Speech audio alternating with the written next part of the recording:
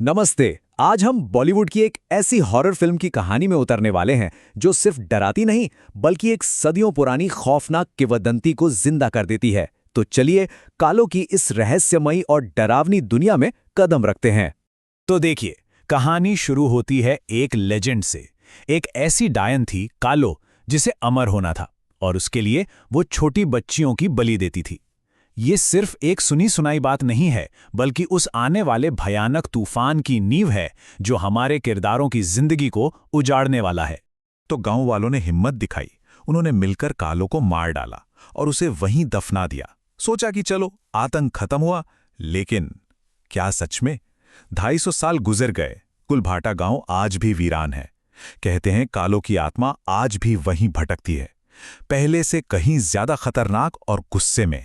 तो चलिए कहानी के पहले हिस्से में चलते हैं और देखते हैं कि ये सदियों से सोया हुआ शैतान आखिर दोबारा जागता कैसे है। अब एंट्री होती है हमारे हीरो की, समीर, एक नौजवान जिसके दिल में अपने गांव को फिर से बसाने का सपना है। वो बारूद लेकर कुलभाटा लौट रहा है ताकि पानी का कोई नया सोर्स ढूंढ सके। इरादा तो बहुत नेक है, पर बेचारे को क्या पता कि वो गांव में जिंदगी लाने नहीं बल्कि मौत के दरवाजे पर दस्तक देने जा रहा है। तो समीर तो अपने मिशन पर है, लेकिन अब कहानी आती है आज के जमाने में, जहां कुछ और मुसाफिरों की किस्मत या कहें बदकिस्मती उन्हें सीधे उसी शैतान के रास्ते पर ले आती है। सोचिए, एक बस है, उसमें तरह तरह के लोग हैं। हमारा हीरो समीर तो है ही, साथ में एक नया नवेला शादीशुदा जोड़ा, एक फोटोग्राफर और हाँ, एक पंडित जी भी हैं। सब अपनी अपनी धुन में मगन हैं, इस बात से बिल्कुल अनजान कि उनकी बस जिस मंजिल पर जा रही है वहां स्वागत के लिए मौत खड़ी है। और हर अच्छी हॉरर कहानी की तरह यहां भी एक चेतावनी मिलती है। बस में बैठा एक बुजुर्ग उन्हें आगाह करता है, एक ऐसी बात जो आने वाले खतरे का पहला इशारा है। लेकिन वही बात है, ऐसी चेतावनियों को अक्सर लोग मजाक में उड़ा देते हैं और यही उनकी सबसे बड़ी गलती साबित होती है। अब सवाल तो उठता है कि भाई अगर गांव इतना ही मनहूस है तो कोई वहां जाएगा ही क्यों, है ना? बस यहीं पर किस्मत अपना सबसे बुरा खेल खेलती है और इन मुसाफिरों की तकदीर लिख दी जाती है। होता क्या है कि मेन रोड पर कोई पॉलिटिकल प्रोटेस्ट चल रहा है, रास्ता बंद है। अब ड्राइवर बेचारा क्या करे? उसके पास कुलभाटा के उस बदनाम वीरान रास्ते से जाने के अलावा कोई और चारा ही नहीं बचता। बस एक छोटा सा रास्ता बदलना और ये सब सीधे मौत के जाल में फंस जाते हैं।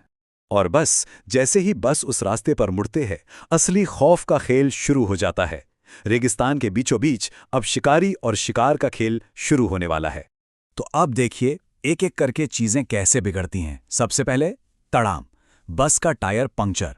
फिर लोग फोन निकालते हैं, किसी के फोन में नेटवर्क नहीं, और जब सब इसी उधेड़बुन में होते हैं तो पता चलता है कि एक आदमी कम है। बस का हेल्पर छोटू गायब हो जाता है।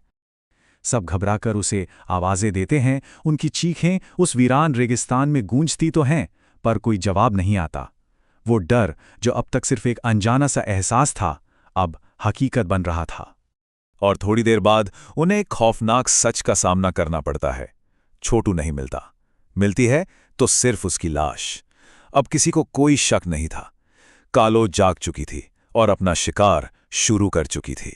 इस डर के माहौल में ग्रुप के अंदर ही एक जंग छिड़ जाती है। कुछ लोग कहते हैं कि लाश को यहीं छोड़ो, अपनी जान बचाओ। वहीं समीर कहता है, नहीं, मैं अपने दोस्त को ऐसे नहीं छोड़ सकता। तो अब लड़ाई सिर्फ कालो से नहीं बल्कि जिंदा रहने की जिद और इंसानियत के बीच भी है। तो चलिए अब कहानी के आखिरी और सबसे खतरनाक पड़ाव पर चलते हैं, जहां अब तक जो लोग शिकार बन रहे थे वो पलटकर शिकारी का ही सामना करने का फैसला करते हैं। वो लोग भागकर वापस बस में छिप जाते हैं, सोचते हैं कि शायद बच जाएंगे, लेकिन कालो के लिए वो बस एक टिन का डिब्बा है।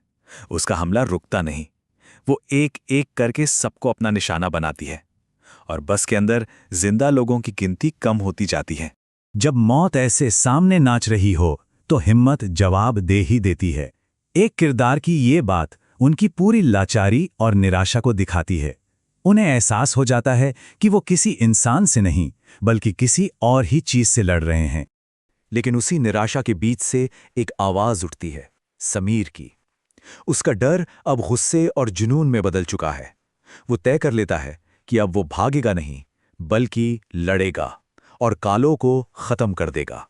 तो अब बनता है एक आखिरी डेस्परेट प्लान, गांव के कुएं को एक जाल की तरह इस्तेमाल करना। कालो की कहानी में ही उसकी कोई कमजोरी ढूंढना और उसी से उस पर पलटवार करना। अब करो या मरो वाली हालत थी। पर इतने तनाव और डर के बीच भरोसा भी टूटता है।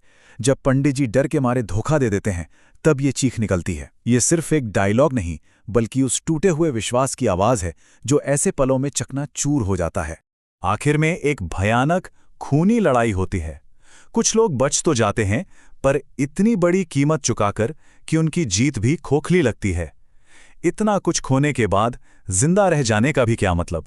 फिल्म में ये कविता बार बार आती है और आखिर में एक गहरी छाप छोड़ जाती है। ये लाइनें याद दिलाती हैं कि हम अपनी जिंदगी की रफ्तार में इतने खोए रहते हैं कि भूल जाते हैं कि मौत हमेशा हमारे आसपास ही है, बस हम उससे बेखबर हैं। और हम इस कहानी को एक सवाल के साथ खत्म करते हैं। जब सामना एक ऐसी शैतानी ताकत से हो जो सदियों से जमीन पर कहर बरपा रही हो, तो उस जंग के बाद जिंदा बच जाने का असली मतलब क्या होता है? ये सोचने वाली बात है।